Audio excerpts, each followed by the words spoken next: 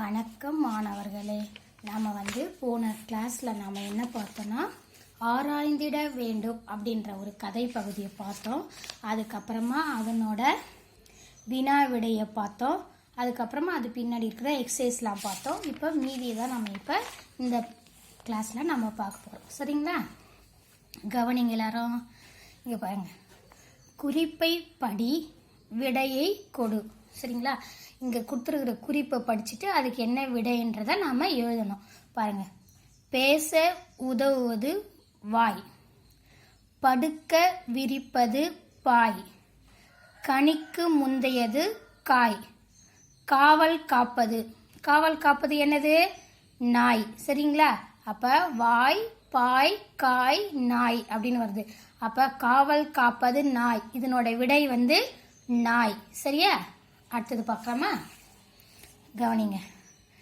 வரியில் ஒன்று சுங்கம், கனிமத்தில் ஒன்று தங்கம், நாடுகளில் ஒன்று வங்கம், தமிழுக்கு மூன்று. தமிழில் மூணு என்ன இருக்குது? சங்கம். சரியா? அப்போ 3 சங்கம் இருக்குதுன்னு சொல்கிறல தமிழுக்கு, அதுதான் இங்கே எழுதணும். சங்கம். அப்போ சுங்கம், தங்கம், வங்கம், சங்கம் எல்லாம் 4 எழுத்துலயே வருது. அப்ப தமிழுக்கு 3 சங்கம். சங்கம்ன்றது தான் சரியான விடை. சரிங்களா? அடுத்தது பார்க்கலாமா? பாருங்க. உழவுக்கு உதவுவது ஏர், ஊர்கூடி இழுப்பது தேர், மரத்திற்கு தேவை வேர், நல்லதை உன்னிடம் டேஷ். அந்த டேஷ்ல என்ன வரணும்னா சேர். நல்லதை உன்னிடம் சேர். சரிங்களா? அப்ப உழவுக்கு உதவுவது ஏர். அப்ப ஏர், தேர், வேர், சேர். சரிங்களா? எல்லாம் 2 எழுத்துல தான் வருது. அப்ப நல்லதை உன்னிடம் சேர், அதான் கரெக்டான விடை. அடுத்தது பார்க்கலாமா? இப்ப அகர முதலி பார்த்து பொருள் அறிக. அதாவது இங்க இருக்கிற வார்த்தைக்கெல்லாம் பொருள் கேட்குறாங்க. போலி, பொறாமை, சவாரி, வருந்தியது, மரியாதை. சரிங்களா? அதனோட பொருள் பார்க்கலாமா? பாருங்க. போலி, போலினா ஒன்றை போல இருத்தல். பொறாமை, காழ்ப்பு. சவாரி, பயணம். வருந்தியது, துன்பமடைந்தது. மரியாதை, நேர்மையான ஒழுக்கம். சரிங்களா? அடுத்தது சொற்களில் உள்ள பிழைகளை நீக்குகன்னு கொடுத்துக்கிறாங்க. அடுத்தது என்னது பாருங்க. இங்க சொற்களில் உள்ள பிழைகளை நீக்குக. அதாவது ஒவ்வொரு எழுத்து பிழையா இருக்குது, அதை நம்ம நீக்கி எழுதணும் அப்படின்றது தான் இது. மன்னர். இங்க மன்னர்ன்றதுக்கு 3 சுழி இன்னு வந்துருக்குது. அப்ப அங்க 2 சுழி இன்னு தான் வரணும். அதை நம்ம கரெக்டா இங்க மன்னர்னு எழுதணும். சரிங்களா? அதே மாதிரி குதிரை சவாரி. அந்த ரை பெரிய ரை வந்திருக்குது. அங்க நம்ம சின்ன ரை எழுதணும். பாருங்க, குதிரை சவாரி. உற்சாகம். சரிங்களா? இங்க உற்சாகம். அடுத்தது சிறந்தவன். 3 சுழி இன்னு, நாம் எழுத வேண்டியது 2 சுழி இன்னு. இது சிறந்தவன். சரிங்களா? இதுதான் இதுல இருக்கிற பிழை. இந்த பிழையை தான் நாம திருத்தி எழுதணும். சரிங்களா? புரிஞ்சதா எல்லாருக்கும்? அவ்வளோதான். பாருங்க. மன்னர், மன்னர். குதிரை சவாரி, குதிரை சவாரி. உற்சாகம், உற்சாகம். சிறந்தவன், சிறந்தவன். புரிஞ்சுதா? அதுக்கு அடுத்தது பார்க்கலாமா? அதுக்கு அடுத்தது பாருங்க. விலங்குகளுக்குரிய ஒலிப்புகளை வட்டமிடுக. இந்த ஒரு பாக்ஸ் கொடுத்துட்டாங்க. அதில் இந்த விலங்குகள் என்னென்ன விலங்குகள் இருக்குதுன்னு பாருங்க.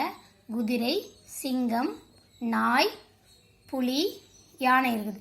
இதனோட ஒலிப்பு, மரபு ஒலிப்புன்னு சொல்றல, இதனோட ஒலிப்பு தான், இதனோட சத்தம். இது எப்படி சத்தம் கொடுக்கும் அப்படின்றது தான் நம்ம கேட்குறாங்க. அது இந்த பாக்ஸில் இருக்கு, அதை கண்டுபிடிங்க அப்படின்னு சொல்றாங்க. முதல்ல குதிரை. குதிரை என்ன பண்ணும்? கனைக்கும். பாருங்க, கனைக்கும். அடுத்தது சிங்கம். சிங்கம் முழக்கம், முழக்கம். சிங்கம் முழங்கும். சிங்கம்னது முழங்கும். அடுத்தது நாய். நாய் குறைக்கும். அடுத்தது புலி உருமும். அடுத்தது வந்து யானை பிளிரும். சரிங்களா, இதனோட சவுண்டு சத்தம் தான் கேட்டிருக்கிறாங்க. அதுக்கு அடுத்தது பாருங்க, இதை வந்து 3 விதமான 3லாம் என்னென்ன இருக்குது அப்படின்றத நம்ம அறிந்து கொள்வோம். அப்படின்ற தமிழில் வந்து மூவினம், அதாவது வல்லினம் மெல்லினம் இடையினம்னு சொல்லிட்டு 3 இருக்குது. அதுதான் சொல்கிறாங்க. தா வந்து வல்லினம், மீ வந்து மெல்லினம், ஈழ் வந்து இடையினம். சரிங்களா, அடுத்தது வந்து தமிழும் 3ம். தமிழில் வந்து 3ஆ என்னென்ன இருக்குது? முத்தமிழ், இயல் இசை நாடகம், முச்சங்கம் முதல் இடை கடை, முக்காலம் இறந்த காலம் நிகழ்காலம் எதிர்காலம், முப்பொருள் அறம் பொருள் இன்பம், மூவிடம் தன்மை முன்னிலை படற்கை. சரிங்களா, அந்த மாதிரி இருக்குது. இது வரைக்கும் முடிஞ்சாச்சு இந்த பாடம். அதுக்கு அடுத்த நம்ம பாடத்தை தான் இப்போ பார்க்க போகிறோம். அதுக்கு அடுத்த பாடத்தை பார்க்க போகிறோம். அதுக்கு அடுத்தது வந்து பாடம் 7 திருக்குறள் கதைகள். அது பார்க்க போகிறோம். திருக்குறள் கதைகள் தான் இப்போ நம்ம பார்க்க போகிறோம். இப்போ திருக்குறள் கதைகள் பார்க்கறதுக்கு முன்னாடி திருக்குறளில் எழுதியவர் வந்து யாருன்னு உங்களுக்கு தெரியுமா? திருவள்ளுவர். திருக்குறளை எழுதியவர் வந்து திருவள்ளுவர். இந்த திருக்குறள் வந்து உலக பொதுமறை அப்படின்னு போற்றப்படுகிறது. எதனாலன்னா உலகத்துக்கு தேவையான எல்லா கருத்துக்களும் இந்த திருக்குறளில் இருக்கிறதுனால இந்த திருக்குறள் வந்து உலக பொதுமறை அப்படின்னு சொல்லிட்டு சொல்கிறாங்க. அதுக்கப்புறமா இந்த திருக்குறளில் அறம் பொருள் இன்பம் அப்படின்னு 3 பிரிவுகள் இருக்குது. சரிங்களா, மொத்தம் வந்து 133 அதிகாரம் இருக்குது. அதில் வந்து 1330 திருக்குறள் இருக்குது. ஒவ்வொரு அதிகாரத்துக்கும் 10 திருக்குறள்னு சொல்லிட்டு வருது. சரிங்களா, இப்போ திருக்குறளை எழுதியவர் வந்து யாரு? திருவள்ளுவர். சரிங்களா, இதை முதல்ல நம்ம தெரிஞ்சுக்கலாம். அதுக்கப்புறமா இந்த திருக்குறள் கதைகள், ஒரு திருக்குறள் கொடுத்துட்டு அதுக்கு ஏற்ற மாதிரி ஒரு கதை கொடுத்துருக்குறாங்க. சரிங்களா, இப்போ நம்ம முதல்ல இதில் பார்க்க போகிறது திருக்குறள் கதைகள் தான்.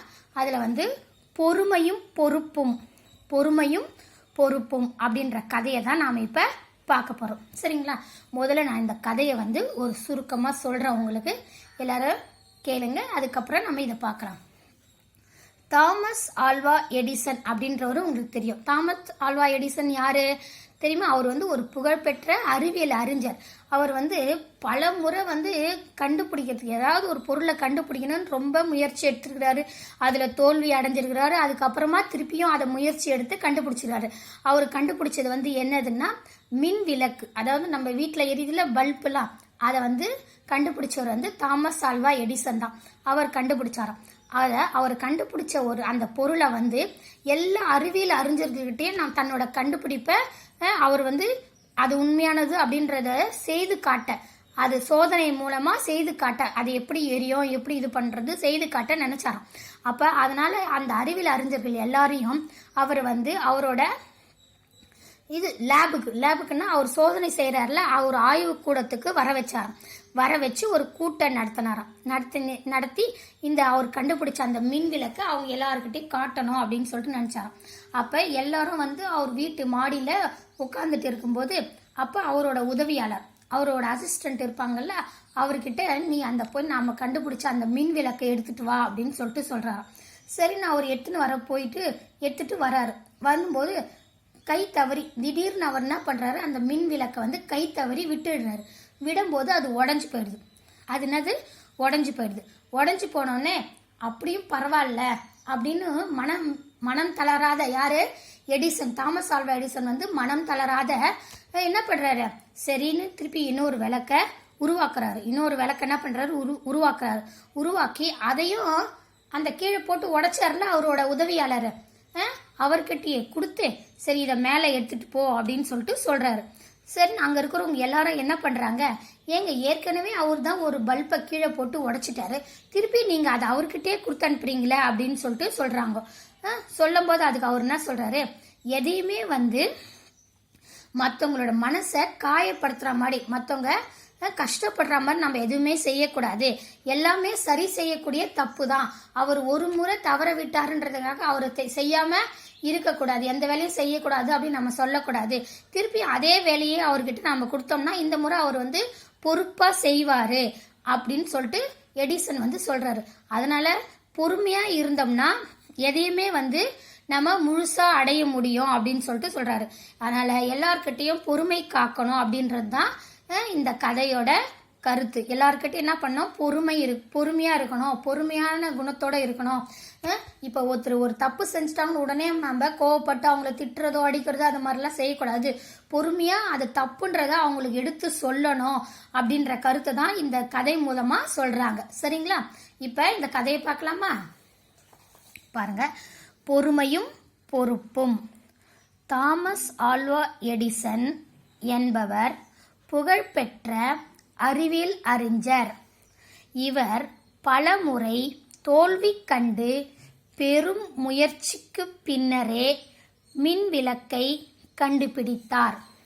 நண்பர்களுக்கும் பிற அறிவியல் அறிஞர்களுக்கும் தம் கண்டுபிடிப்பை செய்து காட்ட எடிசன்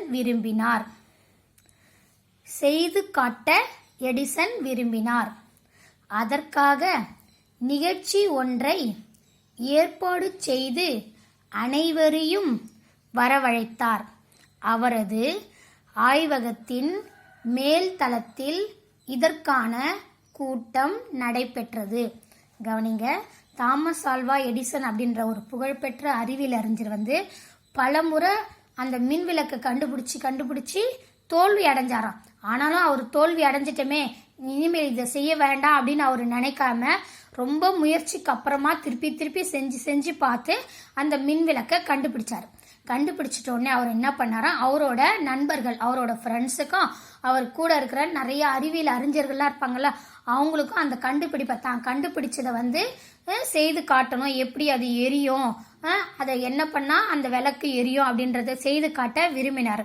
அதனால அதுக்கு ஒரு நிகழ்ச்சி ஏற்பாடு செய்து அதுக்கு எல்லாரும் வர வைத்து அவரோட ஆய்வகம்னா அந்த சோதனை கூட இருக்குதுல்ல, அதனோட மேல்தளம்னா மாடியில இதுக்காக ஒரு கூட்டத்தை ஏற்பாடு செஞ்சார். யார் ஏற்பாடு செஞ்சது? Thomas Alva Edison. அடுத்தது கவனிங்க. எடிசன் தம் உதவியாளரை அழைத்து மின் விளக்கை மேல் தளத்திற்கு கொண்டு வரச் சொன்னார். உதவியாளர் அதனை கொண்டு வரும்போது திடீரென கை தவறி விழுந்தது. ஆயினும் சற்றும் மனம் கலங்காத எடிசன் உடனே மற்றொரு மின் விளக்கை உருவாக்கினார். அதனை மீண்டும் அதே உதவியாளரிடமே கொடுத்து மேலே எடுத்து வரச் செய்தார். அவர் என்ன பண்ணாரு, அந்த கூட்டத்துக்கு ஏற்பாடு செஞ்சிட்டாருல, ஏற்பாடு செஞ்ச உடனே அவர் தன்னோட உதவியாளர், அவருக்கு அசிஸ்டன்ட் இருக்கிறாங்கல்ல, அவங்கள கூப்பிட்டு அந்த மின் விளக்கை, அவர் கண்டுபிடிச்ச மின் விளக்கை மேல் தளத்திற்கு மேல் மாடிக்கு எடுத்துட்டு வா அப்படின்னு சொன்னாரு. உதவியாளர் என்ன பண்ணாரு, அந்த மின் விளக்கை எடுத்துட்டு வரும்போது அந்த மின் விளக்கை திடீர்னு கை தவறி கீழே விழுந்துடுது. விழுந்த உடனே அது உடஞ்சி போயிடுது. அப்ப விழுந்து உடஞ்சி போனோடனே அவர் என்ன பண்றாரு, அவரை திட்டல, யார, அவரோட அசிஸ்டன்ட் அவரு திட்டல. ஆனாலும் மனம் கலங்காம நம்ம இதை இன்னொன்னு உருவாக்கிடலாம் அப்படின்னு சொல்லிட்டு இன்னொரு விளக்கை உருவாக்கி அதே விளக்கே அவங்க உதவியாளரிடமே கொடுத்து மேலே எடுத்துட்டு வா அப்படின்னு அவரு சொல்றாரு. மின் விளக்கை கீழே போட்டு உடைத்தவரிடம் மீண்டும் அதே வேலையை கொடுக்கிறீர்களே என்று சிலர் எடிசனிடம் கேட்டனர். அதற்கு எடிசன் உடைந்த பொருளை மீண்டும் உருவாக்க என்னால் முடிந்தது. ஆனால் உதவியாளரின் மனதை காயப்படுத்திவிட்டால் அதை என்னால் சரி செய்து கொடுத்துவிட முடியுமா?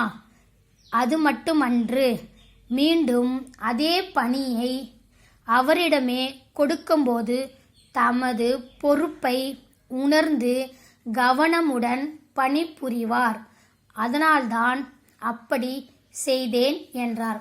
உடனே அவர் என்ன பண்றாரு, அந்த விளக்கு உடைஞ்ச உடனே மீண்டும் ஒரு விளக்கு உருவாக்கி அதை அந்த உதவியாளர்கிட்டயே மேலே எடுத்துட்டு வா அப்படின்னு சொல்றாரு.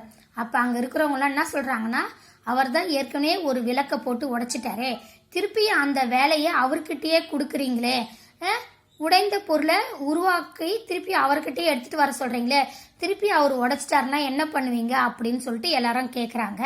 அதுக்கு எடிசன் என்ன பதில் சொல்றாரு, அதாவது உடைந்த பொருளை வந்து நான் மீண்டும் என்ன பண்ணுவேன், கண்டுபிடிச்சி உருவாக்கி எடுத்துருவேன். ஆனா நான் வந்து அந்த உதவியாளர் திட்டி அவரோட மனசு வந்து ரொம்ப கஷ்டப்பட்டுச்சுன்னா அதை வந்து என்னால சரி செய்ய முடியாது. ஆனா இந்த விளக்கு வந்து என்னால சரி செய்ய முடியும். அதனால நான் பொறுமையா இருந்து அவரை அதே பணியை இன்னொரு முறை தப்பு இல்லாம செய்யணும்ன்றத சொல்றேன் நான் அப்படின்னு சொல்லிட்டு அவர் சொல்றாரு. உடனே அவர் என்ன பண்றாரு, அந்த சரி செய்த விளக்க அவரையே எடுத்துட்டு வர சொல்றேன். எடுத்துட்டு வர சொல்லும் போது அவர் வந்து பொறுப்பா அந்த வேலையை செய்வாரு, கவனமா செய்வாரு. அதனால நாம வந்து பொறுமையா இருந்தோம்னா எதையுமே சரி செய்திட முடியும் அப்படின்னு சொல்லிட்டு எடிசன் அவர்கள் சொல்றாங்க. அடுத்தது பாருங்க, எடிசனுக்கு வெற்றியை பெற்று தந்த பொறுமை குணத்தை அப்போதுதான் மற்றவர்கள் முழுமையாக உணர்ந்து கொண்டனர். அப்ப எடிசனுக்கு வந்து எவ்வளவு ஒரு பொறுமையான குணம் இருக்கு, பொறுமை குணம் இருக்கு. அந்த பொறுமை குணம் இருக்கிறதுனால்தான் அவர் வந்து வெற்றி பெற்றாரு அப்படின்னு சொல்லிட்டு எல்லாருமே உணர்ந்தாங்களாம். எப்படி அவருக்கு பொறுமையான குணம் இருக்குது நம்ம தெரிஞ்சுக்கிறோம். அவர் வந்து பல முறை வந்து அந்த மின் விளக்கை கண்டுபிடிக்க போராடுறாரு. அந்த போராட்டத்துல அவர் தோல்வி அடைஞ்சிடுறாரு. தோல்வி அடைஞ்சாலும் நம்ம தான் இதுல தோத்துடுறோமே, நம்ம என்னத்துக்கு இந்த வேலையை செய்யணும்னு அவர் என்ன பண்ணல, விடல. அந்த வேலையை திருப்பி திருப்பி செஞ்சுட்டே இருக்கிறாரு. அப்ப அந்த பொறுமை அப்படின்றது அவர்கிட்ட இருக்கிறதுனால தான் அந்த வேலையை திருப்பி திருப்பி செஞ்சுட்டே இருக்கும்போது அப்ப அந்த மின் விளக்கு அவரு கண்டுபிடிக்கிறாரு. கண்டுபிடிச்சிட்ட உடனே என்ன பண்றாரு, அதுல வெற்றியும் பெற்றுறாரு. அப்ப அந்த பொறுமை குணம் அவருக்கு இருக்கிறதுனால தான் அவரு அதுல வெற்றி பெற்றாருன்னு சொல்லிட்டு எல்லாருமே அந்த உண்மையை அவங்க உணர்ந்துடுறாங்க. அப்ப நாம என்ன பண்ணணும், எதுக்குமே பொறுமையா இருக்கணும் அப்படின்றத தான் நாம இந்த கதை மூலமா நாம கத்துக்கணும். பொறுமை குணம்ன்றது மக்களுக்கு எவ்வளவு ஒரு முக்கியமானதுன்றது இதன் மூலமா நாம இந்த கதை மூலமா தெரிஞ்சுக்கிறோம். சரிங்களா? அதுக்கு அடுத்தது நாம குறளை பார்ப்போம் வாங்க. பொறை உடைமை அப்படின்ற ஒரு அதிகாரத்துல குறள் வந்து 154 இருந்து இந்த குறள் நமக்கு வந்திருக்கிறது. சரிங்களா? கவனிங்க. நிறை உடைமை நீங்காமை வேண்டின் பொறை உடைமை போற்றி ஒழுகப்படும். நிறை உடைமை நீங்காமை வேண்டின் பொறை உடைமை போற்றி ஒழுகப்படும். சரிங்களா? இதனோட பொருள் விளக்கம் வந்து படிக்கலாம். கவனிங்க. நிறை உடையவராக இருக்கும் தன்மை தம்மை விட்டு நீங்காமல் இருக்க வேண்டுமானால் பொறுமையை போற்றி ஒழுக வேண்டும். நிறை உடையவராக இருக்கும் தன்மை தம்மை விட்டு நீங்காமல் இருக்க வேண்டுமானால் பொறுமையை போற்றி ஒழுக வேண்டும். அதாவது நாம் வந்து நிறைனா எல்லாத்துலேயும் நம்ம நிறைஞ்சி இருக்கிறோம், எல்லாமே நமக்கு கிடைச்சிருக்குது அப்படின்ற ஒரு தன்மை வந்து நம்ம கிட்ட இருக்கணும்னா அந்த தன்மை வந்து எல்லாமே நம்ம கிட்ட இருக்குது, எல்லாமே நம்ம கிட்ட நிறைஞ்சி இருக்கிறது அப்படின்ற ஒரு எண்ணம் வந்து நம்ம கிட்ட இருந்து நீங்காம இருக்கணும்னா அதுக்கு நமக்கு தேவையானது வந்து பொறுமை. பொறுமைன்றது ரொம்ப முக்கியமானது. அந்த பொறுமையை நாம போற்றினா அதை நாம வளர்த்துக்கணும், அதை வளர்த்து அதன்படியே நம்ம நடக்கணும் அப்படின்னு சொல்லிட்டு இந்த குறள் மூலமா சொல்றாங்க. அப்ப இந்த குறள்ல இருந்து என்ன தெரிஞ்சுக்கிறாங்க, பொறுமை அப்படின்றது நமக்கு ரொம்ப முக்கியமானது. அந்த பொறுமையோட எல்லாமே இருந்தா நமக்கு எல்லாமே கிடைக்கும். இப்ப நம்ம பொறுமை இல்லாம அவர் வந்து என்ன பண்ணாரு, பொறுமை இல்லாம அந்த உதவியாளரை வந்து திட்டி அவர் மனசு கஷ்டப்படுற மாதிரி அவரை வருத்தமடைய செய்து அவரை திட்டி அமிச்சிட்டாருன்னா அவருக்கு அதே மாதிரி ஒரு உதவியாளர், நல்ல ஒரு உதவியாளர் வேற ஒருத்தர் கிடைப்பாங்களா? அப்ப கிடைக்க மாட்டாங்க.